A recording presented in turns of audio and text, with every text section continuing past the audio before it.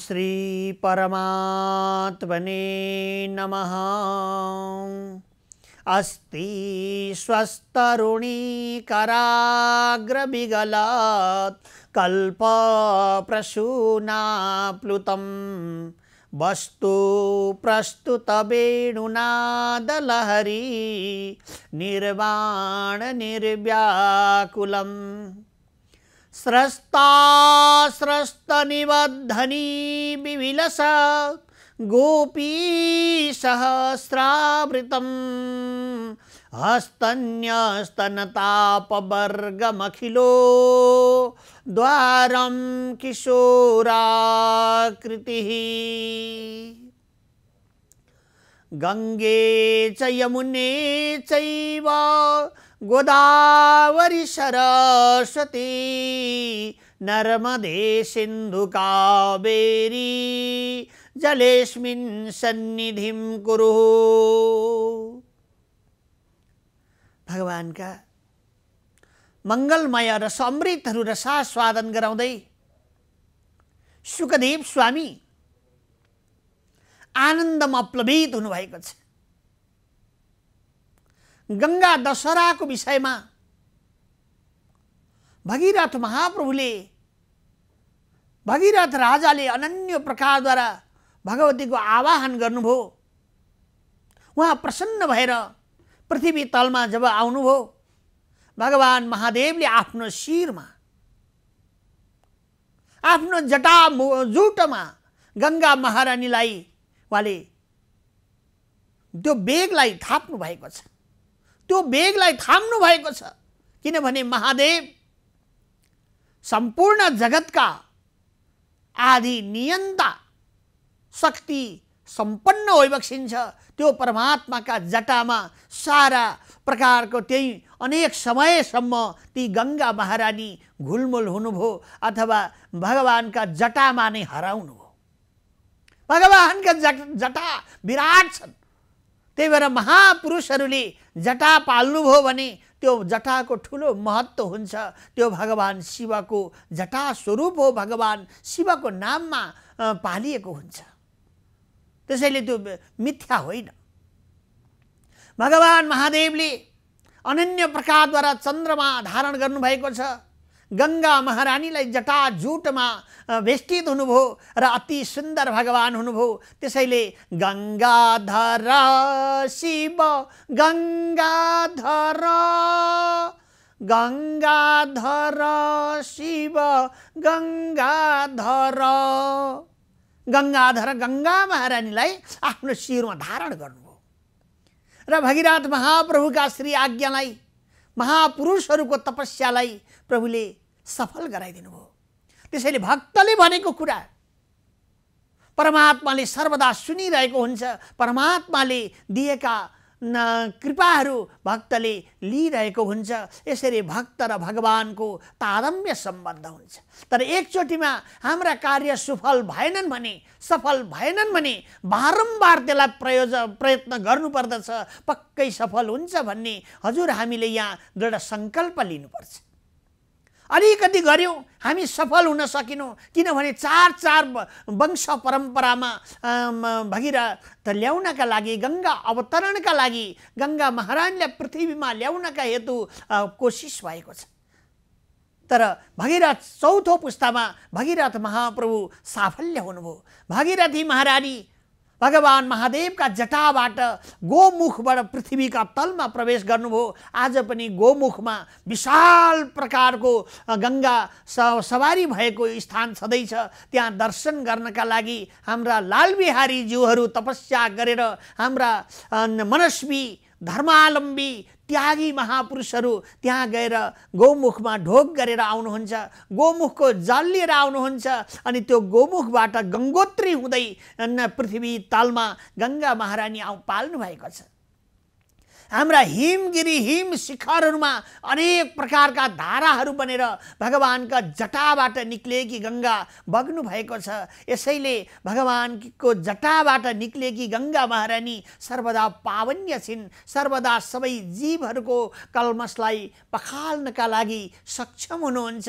तिनी गङ्गा महारानीको उत्पत्तिको यो पावन्यमय समयमा हजुर हामी सबैले प्रयत्न गरेर इच्छा गरेका वस्तुहरू प्राप्त गर्नका हेतु शक्ति कल्मसहरू नजानेर पनि लागिरहेका हुन्छन्। त्यसलाई पखाल्नका हेतु जन्म जन्मान्तरका काईहरू लागेका हुन्छन्। त्यो काईलाई चाहिँ पखालेर उज्यालो हुनका हेतु त्यो गङ्गा जलले स्नान गर्नुपर्दछ।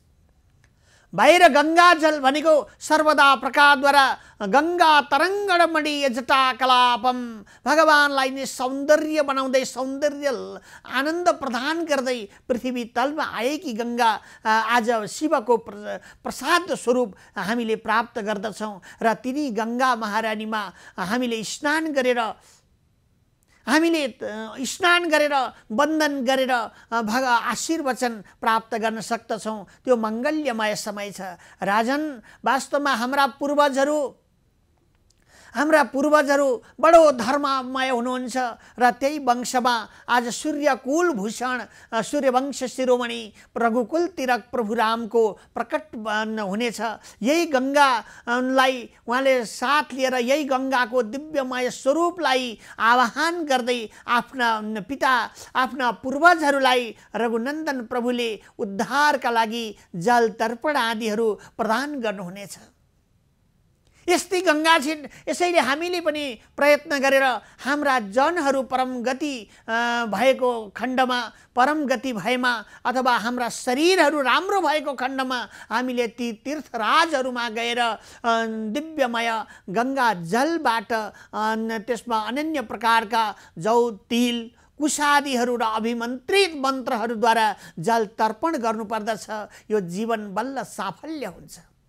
हाम्रो जनहरूको कल्याण गर्नु, प्राणी मात्रको कल्याण गर्नका लागि गङ्गा महारानी सक्षम हुनुहुन्छ। यसैले गङ्गाका चारैतर्फ हामीले फोहोर नफालिकन यिनलाई सफा राख्नुपर्दछ, स्वच्छ राख्नुपर्दछ। हाम्रा गङ्गा तडाग तटहरूमा गएर त्यहाँको एकछिन हामीले बस्यौँ भने हामीलाई दिव्यमय शान्ति आनन्दको अनुभूति हुन्छ। किनभने गङ्गामा साक्षात् भगवान शिवको शक्ति बगिरहेको हुन्छ। शक्ति स्वरूपा गङ्गा महारानीबाट त्यो दिव्यमय मिठो खालको हावा वायु चलेको हुन्छ। त्यो वायुले गर्दा हाम्रा हृदयभित्र कन्दरामा लुकेका अप्ठ्यारा असजिला अथवा काउसोहरू हट्दै जान्छन्, हामीलाई शान्ति हुन्छ। यसैले गङ्गाका छेउमा गएर मङ्गलमय भगवानको जप गर्ने। ओम नमः शिवाय, ओम नमः शिवाय, ओम नमः शिवाय, यस्ता भगवानको नाम जप्ने। किनभने शिवको जटाबाट आएकी गङ्गा हुन् नि। शिवकी जटाबाट जो गङ्गा पृथ्वी तलमा आउनुभयो, शिवको कृपा प्रसाद हाम्रो जलका बुँद बुँदमा परेको छ, जलको थोपा थोपामा परेको छ। यसैले त्यो जल हामीले लिँदाखेरि, जल प्राशन गर्दाखेरि, जल हामीले आचमन गर्दाखेरि, जल पिउँदाखेरि शरीरको रोग निको हुन्छ। यसैले हामीले भगवानको नाम उच्चारण गरेर जय हो गङ्गाधर भगवान शिव भनेर जटाजुट धारी प्रभु शिव भनेर हामीले त्यो जल लिनुपर्दछ।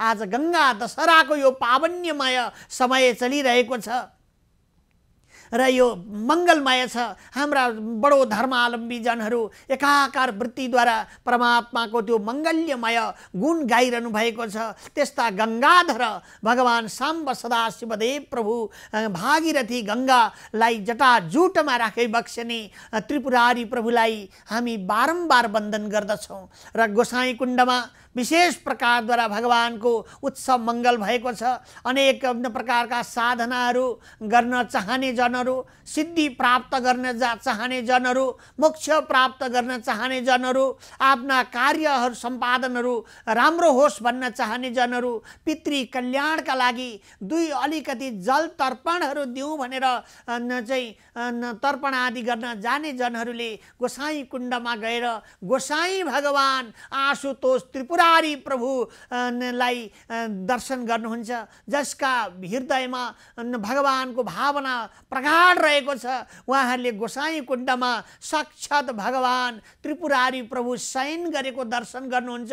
कोही कैलाशतिर भगवान महादेव त्रिपुरारी प्रभु खेलिरहेको देख्नुहुन्छ र भगवानले यो ठाउँमा विष जति बेर प्रभुले कालकूट नाम गरेको विष पान गर्नुभएको थियो, भगवान शीतल खोज्दै गोसाई कुण्डमा पुगेर त्यो दिव्यमय पहरामा त्रिशूलले खोप्नुभयो र त्यहाँबाट जलधाराहरू निक्ले। त्यो जलधाराबाट त्यहाँ ठुलो पोखरी गोसाई कुण्ड बनेको छ।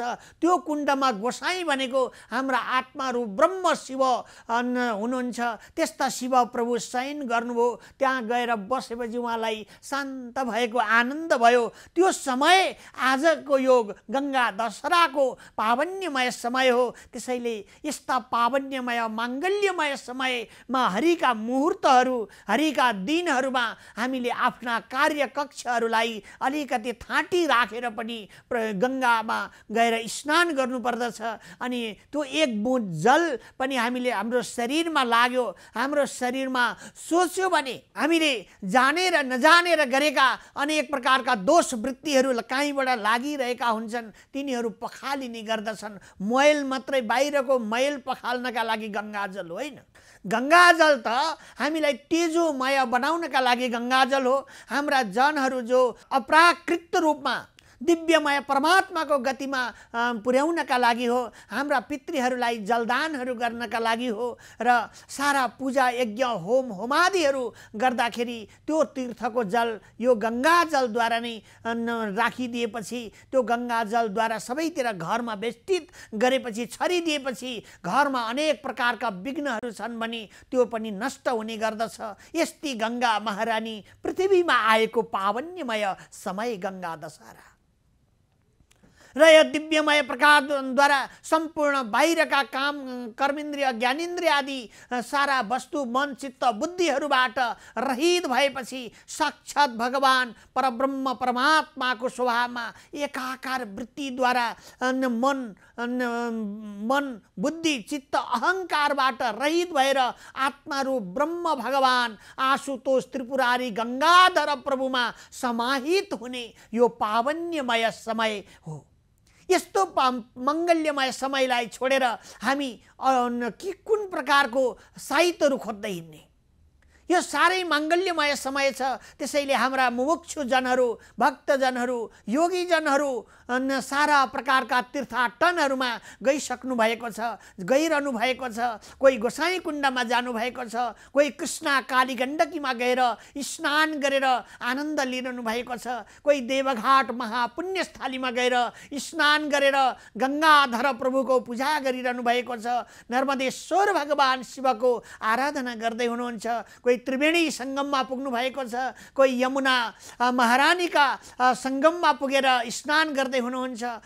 यस्तै प्रकारद्वारा भगवान गोपेश्वरको पूजा गर्न ब्रजवासीहरू सारा प्रकारका सजधज भएर गोपी बनेर पूजा गर्न आउनु पाल्नु भएको छ। यस्तै प्रकारद्वारा हरिद्वारमा भगवानको दिव्यमय हड्डी प्रवाह गर्न त्यत्तिकै जनहरू सर्वदा जाने गर्नुहुन्छ। दान तर्पण आदिहरू गर्न ब्राह्मणहरूलाई के सकिन्छ, तितिक्षु जनहरूलाई के सकिन्छ भोजन आदि गराउन, यस्तो गर्न दान पुण्य गर्ने यो पावन्यमय समय हो र त्यहाँ गइरहनु भएको छ। र सबै जनहरूले किन भन्दाखेरिमा ए तीर्थानि प्रचरन्ति देवा सुखहस्तः भनिएको छ। अथवा तीर्थमा हामी एक पाइलो पनि परिभ्रमण गर्दछौँ भने दशाश्वमेध यज्ञ गरेको फल मिल्दछ। त्यो पनि साक्षात् गङ्गा महारानी अवतरण भएको शुभ बिहानीको यो माङ्गल्यमय समयमा हामी पनि त्यो मुहुर्तमा गएर स्नान गरौँ, बन्धन गरौँ। टाढा सकिँदैन, जहाँ जस्तो प्रकारले सकिन्छ गङ्गामा गएर स्नान गरौँ। बगिरहेकी गङ्गामा सर्वदा स्नान गर्नाले हाम्रा भाग्यहरू उदय हुँदै आउँछन्। ज्योतिर्मय परमात्मा श्री हरिको दर्शन हुने गर्दछ। त्यसो हुनाले गङ्गा महारानीलाई हामी बारम्बार वन्दन गर्दछौँ। आज अलकनन्दा मन्दाकिनीमा स्नान गर्नका लागि हाम्रा हजारौं भक्तहरू हिमगिरीबाट गङ्गा बगिरहेकी छिन्। पवन मन्द सुगन्ध शीतल हेम मन्दिर शोभितम निकट गङ्गा बगचिन् निर्मल बदरी नाथ विश्वम्भरम।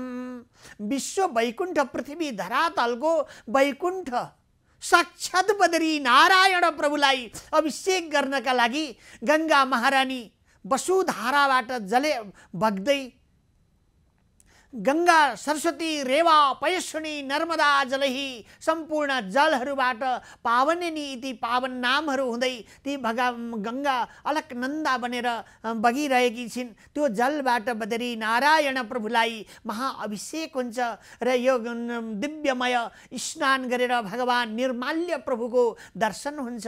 यहाँ हजारौं हाम्रा जनहरू हिउँको बाटोहरूलाई हाम्रा प्रशासन द्वारा खटाइएका चाहिँ सुरक्षा निकायहरूद्वारा बाटोहरूलाई राम्रो बनाउँदै हिमगिरीहरूको बाटो खोल्दै त्यो दर्शन गर्न गइरहनु भएको छ। हामी पनि हामी हिमालय क्षेत्रमा जन्मिएका हिमाली मानिसहरू छौँ र हाम्रा भाग्यले नजिकै भगवान शिवको दिव्यमय मुकुटमणि दर्शन भइरहेको छ। यस्तो दिव्यमय देश हिमवत पर्वतैक देशे अन्तर्गत हामी नेपाल भारतको हिमालय क्षेत्रमा जो बगिरहेकी क्षेत्रबाट बगिरहेकी गङ्गा छिन्, त्यो गङ्गा नै आज उत्पत्ति भएको पावन्यमय दिन हो। गङ्गोत्रीमा आज यो साइतलाई विचार गरेर हिउँको प्रवाह नगरिकन, जाडोको प्रवाह नगरिकन हामीले तल बसेर अहो कति गर्मी छ, कति गाह्रो छ भन्दै हामी आनन्दले मोज लिएर बसेर गफ्फा लगाएर बस्छौँ। यस्तो होइन। हाम्रा तितिक्षु जनहरू जसको हृदयमा उत्कण्ठा भएको छ, बल छ र वयस्क छ, उनीहरू हिँडेर त्यो गोमुखमा गएर गङ्गा अवतरण भएको त्यो गोमुखको दर्शन गर्नुहुन्छ र गङ्गा जलले स्नान गरेर त्यो पावन्य बन्नुहुन्छ। हामी पनि त्यस्तै गङ्गा महारानीको सर्वदा वन्दन गर्दछौँ र सम्पूर्ण जनहरूले हामीलाई त्यो दर्शन गर्नका लागि सुविधा बनाइदिनु भएको छ। यस्तै गरेर दिव्यमय हाम्रो सुनकोशी, सप्तकोशी भगवानका यी माङ्गल्यमय गङ्गाहरू आज उत्पत्ति भएको समय छ। बागमतीका किनारमा साक्षात् भगवान आशुतोष गङ्गाधर पशुपतिनाथ प्रभु राज गर्नुभएको छ। यस्ता भगवानको जटाबाट आएकी गङ्गा, बागमती, पयस्विनी, नर्मदा जलै यी जलहरू पावन्यानि इति पावन छन्। त्यसो हुनाले हामीले हाम्रा वरिपरि भएका बगिरहेका गङ्गाहरूलाई नराम्रो नबनाऊ, फोहोर कसिङ्गरहरू नफालौँ, जसका कारणले हाम्रो भाग्यको उदयमा पनि बिर्को लाग्ने गर्दछ। त्यसैले गङ्गालाई त हामीले स्वच्छ, सफा, स्वच्छ र सुन्दर बनाउनु पर्दछ अनि हाम्रो भाग्य पनि सुन्दर हुन्छ। त्यसो हुनाले भगवानले आज्ञा भएको छ, सर्वदा गङ्गाधर परमात्मा यो जलमा वेष्टित हुनुहुन्छ, सर्वव्यापक हुनुभएको छ। भगवानलाई जल चढाएर चाहिँ नमो रुद्रेभ्यो पशुपतेभ्यो भनेर भगवान महादेवको पूजा गर्नाले महादेव खुसी हुनुहुन्छ। त्रिदलम त्रिगुणाकारम त्रिनेत्रम चतुर्धायुधम त्रिजन्म पाप संहारम मेकबिल्वम शिवार्पणम। यस्ता शिवमा बिल्व पत्र अर्पण गरेर त्यो गङ्गाजल उसैका शिरबाट आएकी भगवानका चरण कमललाई, वैकुण्ठनाथ प्रभुको चरण कमललाई पखाल्दै आएकी यिनी गङ्गा जल कति पावन होलिन्। हाम्रा पूजा कोठरीमा राखेर हामीले बिहान एक बुँद हाम्रा पूजा गर्ने जलमा मिसाएर अनि आफूले पनि त्यो जल यसो शिरमा लगाउनाले हाम्रा जन्म जन्मान्तरका काईहरू हट्ने गर्छन्। हामी भन्ने गर्छौँ मन चङ्गा त कटौतीमा गङ्गा, तीर्थराजहरूमा किन जानु पर्यो र, आफै यो तीर्थ भनेर हामीले कल्पना गर्छौँ। भगवानले आज्ञा भयो यो बाहिर र भित्र भन्ने अर्थ छैन। जो मुमुक्षु ज्ञानीहरू छन् उनीहरूका लागि बाहिर पनि दिव्यमय छ, भित्र पनि दिव्यमय छ। भित्र दिव्यमय भए बाहिर पनि प्रकाशमय देखिन्छ, भित्र अँध्यारो भए बाहिर पनि अँध्यारो देखिन्छ। मन उजियारा जग जग फैले जग उजियारा होए, अथवा मन उज्यालो भयो भने जगत पनि उज्यालो हुन्छ। जगत उज्यालो देख्नका लागि मनभित्र ज्योतिर्मय परमात्माको दर्शन गरेको हुनुपर्छ, मन उज्यालो हुनुपर्दछ। यस्ता तपस्वी महामुनिजनहरूले स्तुति गरिएकी गङ्गा महारानीको उत्पत्ति भएको दिन भगवान आशुतोष त्रिपुरारी प्रभुलाई साक्षात् प्रकारद्वारा दर्शनीय, वन्दनीय, शोभनीय त्यस्ता परमात्मालाई सन्निहितो हरि प्रभुले अनुग्रह वर्षाइ बक्सिने यो पावन्यमय समय, गङ्गा दशहराको पावन्यमय समय, राजन हजुर हामीले पनि यो गङ्गामा गएर स्नान गरेर अनि भगवानका भक्तिमय स्वभावहरूको गान गर्नाले जीवहरू अनेक प्रकारका जन्म मृत्युको भवाटवीबाट बच्ने गर्दछन्। सर्वदा निरञ्जन निराकार अव्यय स्वरूप त्यो महादेवका सन्निहितो हरि प्रभुकै बन्दछन्, सुखी हुन्छन्। सबै जीवहरूलाई भगवान आशुतोष त्रिपुरारीले कृपा गरिबक्स्योस्। गङ्गा महारानीले सबैको तुसहरूलाई बगाएर आनन्द सुवास प्रदान गर्नुहोस् भन्दै आजको 2 शब्द यहाँ पूर्ण गर्दछु।